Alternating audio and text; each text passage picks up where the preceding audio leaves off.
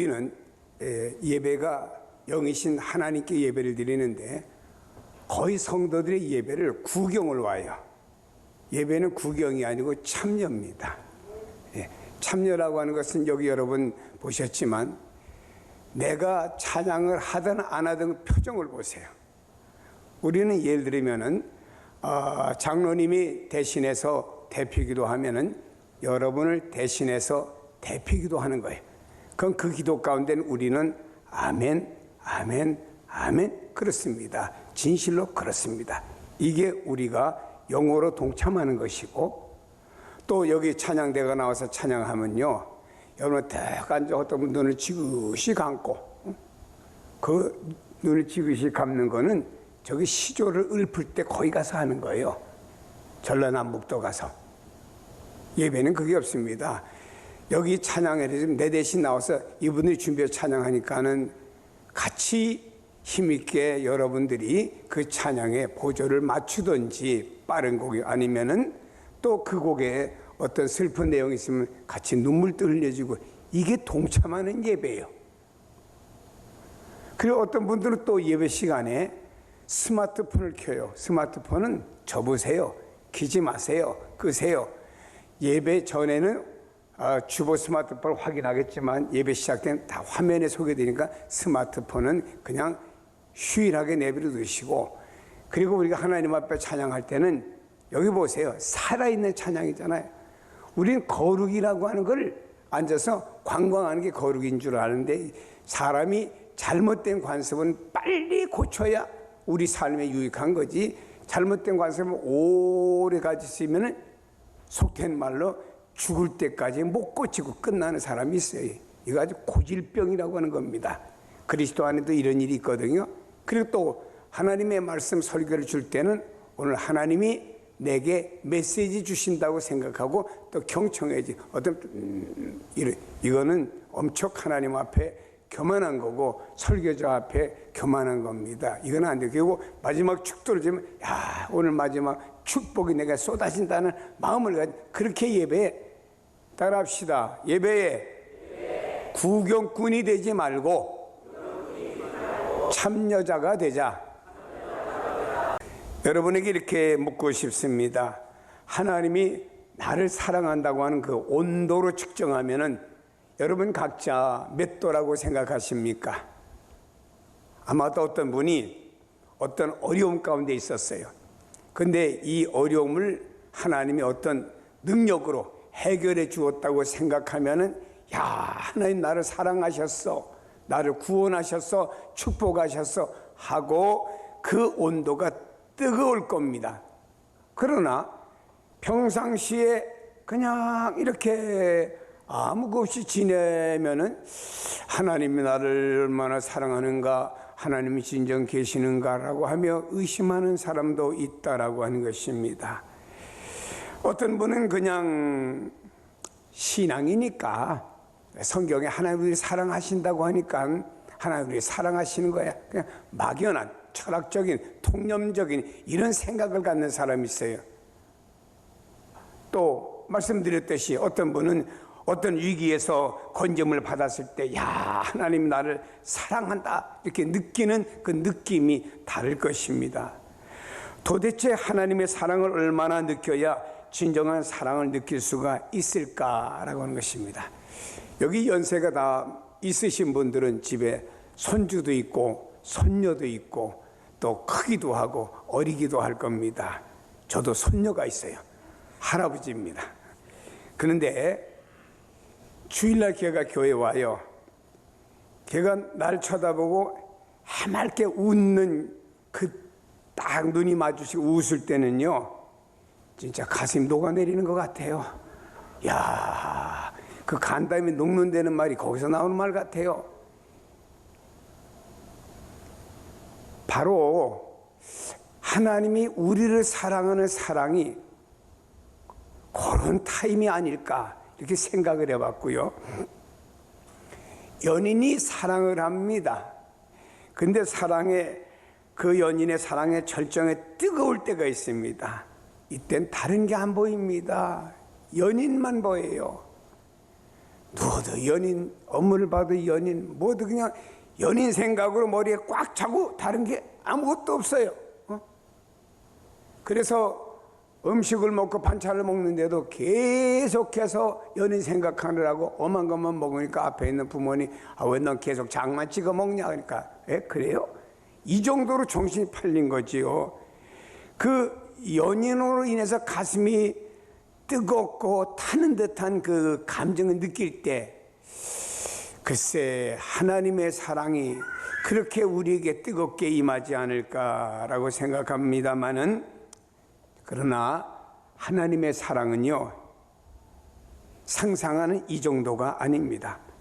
성경에 비춰보면 하나님이 우리를 사랑하는 그 사랑은 일로 말로 표현할 수 없으리만큼 그 이상의 엄청난 사랑이라고 하는 것을 우리에게 성경은 말씀하고 있어요. 사람이 살아가면서 사랑을 느끼는 건 행복한 거예요. 아이들이 자라면서 부모의 사랑을 느끼는 아이는 아이가 여러 면에 건강에 큽니다. 그러나 부모의 사랑을 느끼지 못하며 자라는 아이는 뭔가 한쪽 구석이 비면서 성장하는 모습을 보고, 또 사회에 나와서 뭔가 빈 것을 가지고 문제를 일으키는 것도 볼 수가 있습니다. 미국의 16대 대통령이었던 에브라함 링컨은 아주 사랑의 사람이었습니다. 아니, 하나님의 형상으로 사람이 된 흑인인데 왜 백인인 우리는 인간 취급을 받고, 흑인인 저 사람들도 하나님 형상으로 지음을 받았는데 저 사람들은 왜 이렇게 노예 취급받고 왜 짐승 취급받아야 되느냐? 이것은 아무래도 아닌 것 같다. 그리고 저들의 고통받는 걸 보다 못해가지고 많은 사람들이, 당시에 백인들이 반대하는 것도 무릅쓰고 흑인들에게 해방, 자유를 주었잖아요. 그 속에 있는 그 사랑 때문에. 그는 어렸을 때도 사랑이 많은 사람이었습니다. 아버지가 짐승을 잡으려고 올가미를 만들어 놓았습니다. 근데 짐승이 걸려서 못 가는 거예요. 아버지가 없으니까 그 올가미 풀어서 짐승 도망가게 만들었습니다. 나중에 아버지가 알고는 그냥 호되게 채찍을 맞았죠. 또 한 번은 아버지가 사슴을 잡겠다고 총구를 사슴 앞으로 이렇게 겨누는 겁니다.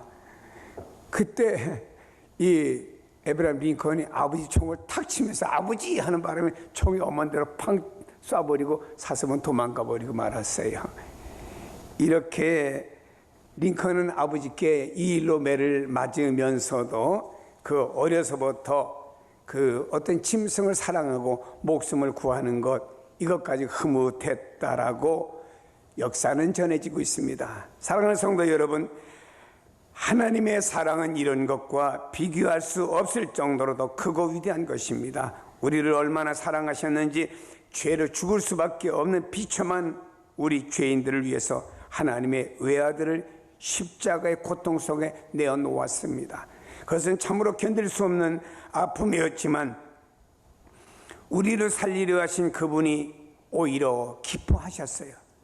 그러나 하나님의 사랑은 얼마나 큰지 측량할 길이 없어요. 이 세상에 어떤 무엇으로 무게로 잴 수도 없고 이 땅에 어떤 자로도 측량할 수 없는 엄청난 어마어마한 하나님의 사랑을 우리에게 주고 있는 것입니다. 그리고 그 사랑은 오늘도 우리를 위해서 계속 공급이 되어지고 있는 겁니다. 그 사랑은 우리를 사망에서 생명으로 옮겨놓는 위대한 능력도 그 사랑 안에 있는 줄로 믿습니다. 그 사랑이 뭔가요? 구체적으로 보면은 성경이 이렇게 말합니다. 하나님의 사랑이 우리에게 이렇게 나타난 바 되었으니 하나님의 자기의 독생자를 세상에 보내심은 그로 말미암아 우리를 살리려 하심이라 그랬습니다. 여기 하나님께서 죄인된 우리의 죄를 속하기 위해서 독생자 예수 그리스도를 십자가에 죽게 내부르셨다고 하는 것입니다. 희생적인 사랑이지요. 그 아들은 몇 대 독자가 아닙니다. 이전에도 없었고 이후에도 없는 오직 한 분이신 영원한 독자.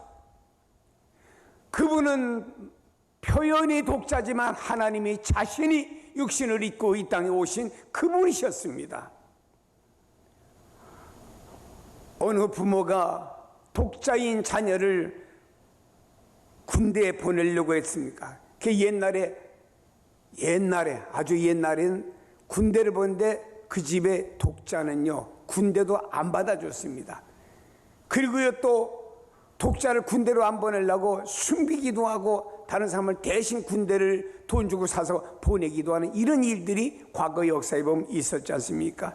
이와 같이 부모가 자녀를 전쟁터로 보내지 않기 위해서 이랬는데, 우리 하나님은 영원하신 독생자 하나님이 육신을 입고 이 땅에 오셔서 우리를 위해서 희생해 주셨다라고 하는 것입니다. 그런데도 하나님은 그 아들을 위험한 사지 사망의 길로 예수님을 몰아내셨습니다. 하나님은 아들의 죽음이 어떠한 죽음인지 아셨고 또 그 길로 내어보내셨습니다. 하나님의 사랑에서 떠나 원수된 우리임에도 하나님은 우리를 살리기 위해서 독생자를 이 땅에 내어보내주신 것입니다. 다만 우리를 사랑하셨기 때문에 사랑만을 위해서 당신의 사랑하는 외아들을 희생하시기로 우리 하나님은 작정을 하신 겁니다. 그분이 우리를 얼마나 사랑하셨는지 우리가 그를 사랑하지 않을 때에도, 심지어는 하나님께 등을 돌리고 하나님과 원수되었을 때에도 하나님 우리를 먼저 사랑하셨고 그의 아들을 화목제물로 내어보내 주셨습니다. 10절에 말하지요. 사랑은 여기에 있으니 우리가 하나님을 사랑한 것이 아니고 하나님이 우리를 사랑하사 우리의 죄를 속하게 하여 화목제물로 그 아들을 보내주셨다. 화목제물이 무언가요? 구약의 5대 제사 가운데 하나님과 인간이 원수된, 이스라엘과 원수된 것을 다시 화목시키는 이런 역할을 위해서 드렸던 구약의 제사를 비유로 해서 하나님과 우리 사이에 원수된 우리를 화목시켜주기 위해서 예수님을 화목제물로 보내주셨다라고 말씀하고 있습니다. 사랑하는 성도 여러분, 우린 이런 하나님의 무조건적이며 희생적인 사랑에 대해서 너무나 이기적인 유익만 앞세우고 조건적으로 하나님을 대하고 있지 않은지를 생각해 봐야 됩니다. 또한 이웃을 사랑하지 않는 우리가 아닌지, 주님은 하나님이 우리에게 사랑을 베푸셨듯이 희생적이고 조건적인 사랑이 아닌 무조건적인 사랑을 하라고 우리에게 요구하고 계십니다. 이것이 하나님의 사랑이에요. 사랑하는 여러분이요, 자녀를 키워도 참 미운 몇 살이 있다고 말하고, 자녀를 키우는 과정 속에 또 부모의 말을 듣지 않을 때 또 자녀 때문에 속상해하는 어르신들도 없지 않아 있습니다. 그러나 그때마다 아이고 저 왼수 하는 부모도 있습니다만은, 그러나 하나님은 우리를 끝까지 사랑하신다. 하나님의 사랑은 무궁하시다라고 말씀했습니다. 여러분이 예수를 잘 믿던 잘못 믿던, 여러분이 참 주님의 마음에 들든 안 들든 간에 하나님 여러분을 향한 그 사랑은 무궁무진하고 끝이 없어요. 하나님의 사랑은 변함이 없잖아요. 하나님의 사랑은 어떤 것에 의해서도 흔들리지 않고 끝까지 사랑하시는 그 사랑이 하나님의 사랑입니다. 그 사랑은 자신을 배신하고 원수가 되었던 자에게까지 변함없이 베풀어주는 사랑 아닙니까? 그 사랑의 대표적인 것으로 볼 때 베드로가 주님을 부인하고 저주까지 하고 욕하고 그 예수와 나와는 관계없는 사람이라고, 요즘으로 만난 그런 놈 알지도 못한다고 막 이래가면서 예수를 향하여 온갖 욕을 다 퍼본 사람이 베드로요. 이랬던 베드로가 또 나중에 부활하셔 찾아가셨고, 그래도 부활하신 주님을 만나고 먹고 살자 다른 제자들까지 선정해서 이렇게 선동해가지고 저 갈릴리 갔잖아요. 예수 없는 인생 잘 살 수 없지 않습니까? 빈배였지요. 그러나 우리 주님은 그에게 또 만선을 이루게 해주셨습니다. 참 이런 우리 주님이 끝까지 이런 베드로를 사랑하는 모습을 볼 때 이것이 하나님의 사랑의 그 단적인 표현으로 볼 수가 있지 않습니까?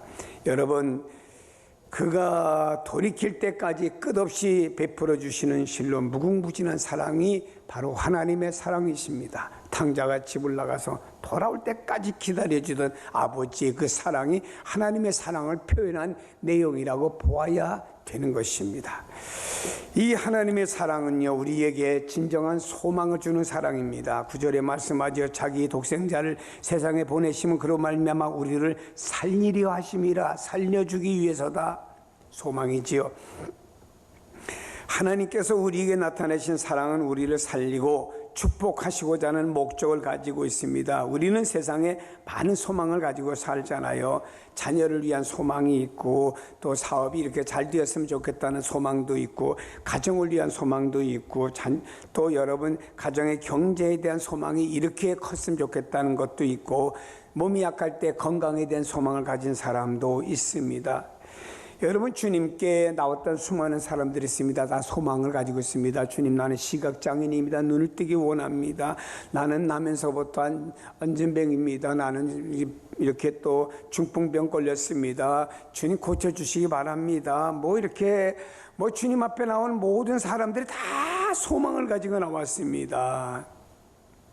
그러나 여러분, 그러한 소망은 다 잠깐 있다가 없어지는 소망이에요. 사람이 병 고침 받아서 또 건강하게 살다가 언젠가 또 죽었을 것 아니겠습니까? 다 잠깐 있다가 없어진 소망이었습니다. 여러분, 이러한 소망들 중에서 진정하고 영원한 소망이 있을 수가 있느냐? 없다라고 하는 것입니다. 세상에서 추구하는 부귀와 명예 그리고 장수 소망은요, 일시적인 것밖에 되지 않습니다. 진정으로 인생에 있어서 가장 큰 소망은 뭐냐? 영원한 생명이 있는 줄로 믿습니다. 이것이 성도들의 진정한 소망입니다. 하나님은 본래 인간을 에덴 동산에 만들어서 영원한 생명의 소유자로 만들어 주셨건만 죄로 말미암아 그 영원한 생명을 상실한 것이 처음 인간 아니었습니까? 한 부자 청년이 주님께 찾아왔습니다. 부자입니다. 율법도 잘 지키고 명예도 있는 사람이었습니다. 그러나 늘 가슴에 나도 이제 나이가 먹겠지, 늦겠지, 그럼 언젠가 나도 세상을 끝나겠지. 근데 예수란 분은 영생에 대해서 늘 말씀하는데 그 영생이 뭔지 알고 싶다 해서 주님께 찾아와서, 주님, 내가 어떻게 하면 영생을 얻을 수가 있겠습니까? 이런 질문을 했어요. 이것이 인간의 질문입니다. 그런데 이 질문에 대한 해답을 하나님 우리에게 주고 계시는 거예요. 이 세상에 영원히 죽을 수밖에 없는 죄인들이 우리 어떤 방법으로도 영생을 얻을 수가 없습니다. 멸망을 향해 가는 세상에 어떤 힘이나 능력으로 영생을 얻을 수가 있겠습니까? 세상에 어떤 수고 결코 우리의 소망을 잃을 수가 없습니다. 그러므로 우리 인간들은 허무한 절망 가운데서 살아갈 수밖에 없는 것이 인간입니다. 이런 우리를 위해서 소망을 이루신 분은 한 분밖에 없는데 우리 주 하나님이신 줄로 믿습니다. 그가 성경에 우리를 사랑하심으로 말미암아 영원한 생명을 주셨다라고 말씀하고 있습니다. 주신다고가 아니고 주셨다라고 어떻게 말합니까? 요한복음 5장 24절에 이렇게 말씀하고 있습니다. 내가 진실로 너희에게 이르노니 내 말을 듣고 또 나를 보내신 이를 믿는 자는 영생을 얻었고 영생을 소유했다, 이 말입니다. 예수 그리스도를 믿는 자는 이미 영생을 소유했고 심판에 이르지 아니하나니 사망에서 생명으로 옮겨진 사람이라고 말씀하는 줄로 믿습니다. 그러므로 하나님의 사랑은 진정한 소망을 주고 참된 축복을 주는 참 사랑인 줄로 믿습니다. 성도 여러분, 세상의 헛된 소망이 아닌 영생의 소망을 주는 이러한 우리 하나님을 사랑하는 사랑을 추구해야 됩니다. 진정한 사랑은 사랑의 대상에게 순간적인 즐거움만 주는 것이 아닙니다. 여러분, 남편이 직장에 가서 매달 월급을 타다가 부인에게 줍니다. 그때 부인이 월급 봉투 탁 받을 때마다 아유 여보야, 이달에도 수고해서 아유 참 고마워. 당신 덕분에 우리 가정이 다 살잖아. 근데 어쩌다 회사가 기웃했어요. 이달도 다음 달 월급을 못 가줍니다. 그럼 월급을 못 가주는 그 남편도 안타깝지만 부인도 안타깝게 무슨 말 하겠습니까? 세상이 주는 즐거움은요, 다 순간적이고 어떤 대상 상황에 따라 다른 것입니다. 그러나 여러분요, 영원한 기쁨과 생명을 주어 그를 바로 세워주는 것은 바로 영원한 생명, 우리의 소망인 줄로 믿습니다. 스데반이라고 하는 사람은 지금 순교하면서 돌에 맞아 죽으면서도 그 영원한 소망을 바라보았기 때문에 그는 웃으면서 천사의 모습을 하고 순교할 수가 있었습니다. 바울은요, 비록 감옥에 갇혀 있고 쇠사슬에 묶여 있었지만 그 영원한 소망을 바라보는 바울 안에는 기쁨이 너무나 넘쳤습니다. 그래서 바울은 지금 감옥 속에서, 어려운 환경 속에서 항상 기뻐하라, 이런 말씀을 한 것은요, 환경을 가지고 말하는 것이 아닙니다. 우리 안에 있는 영원한 소망을 가지고 항상 기뻐하라고 말씀했고, 바울도 말씀했습니다. 내가 이 세상 달려갈 길을 마치고 언젠간 주님 앞에 있을 때, 그때 주님이 나를 위해서 의의 멸류관을 예비해 주실 것인데, 그날 나에게만 아니라 주님의 나타나심을 사모하는 모든 자, 여러분에게, 우리에게 주신다고 약속한 줄로 믿습니다. 우리 모두 위대하고 큰 사랑 안에 거하며 삽시다. 그분의 사랑은 독생자 예수 그리스도를 보내심으로 우리를 멸망치 않게 하시는 희생적인 사랑이셨습니다. 변함없이 끝까지 사랑해 주시는 사랑입니다. 그리고 영생의 소망을 주는 사랑입니다. 성도여, 이런 하나님의 사랑을 우리가 외면하겠습니까? 이런 하나님의 사랑을 세상에 어느 곳에서 찾아볼 수가 있겠습니까? 진정한 감사하는 마음으로 그 사랑을 받아 누리는 성도가 되기를 축복합니다. 하나님은 지금 우리를 사랑하고 계세요. 지금도, 과거도, 미래도 변함없이 우리를, 여러분을 사랑하고 계십니다. 지금도 주님은 여러분을 향하여, 하나님은 여러분을 애끓는 사랑을 가지고 한없이 여러분에게 은혜를 베풀어 주신다는 사실을 잊지를 마십시다. 여러분이 어떤 사람을 봤을 때 애끓는 사랑을 갖는 그런 심정은 비교도 할 수 없는 하나님의 애끓는 사랑을 가지고 여러분에게 사랑을 베풀어 주신 것입니다. 그 사랑을 받을 자가 누군가요? 다른 사람 받는 거고 나는 아닌가? 성경은 말합니다. 에베소 1장 4절에 창세전에 그리스도 안에서 우리를 택하사 우리도 사랑 안에서 그 앞에 거룩하고 흠이 없게 하시려고 그의 기쁘신 뜻대로 우리를 예정하사 예수 그리스도로 말미암아 자기의 아들이 되게 하셨다. 바로 하나님이 우리를 택하셨고 그의 기쁘신 뜻대로 예정한 사람이 받을 수 있는데, 그 예정된 사람이 누구냐? 로마서 1장 17절에 말씀합니다. 오직 의인은 믿음으로 말미암아 살리라. 로마서 4장 5절에 말합니다. 믿음을 의로 여기시나니, 바로 예수 그리스도를 믿는 여러분들에게 이런 하나님의 사랑이 나타나는 줄로 믿기를 주님의 이름으로 축복합니다.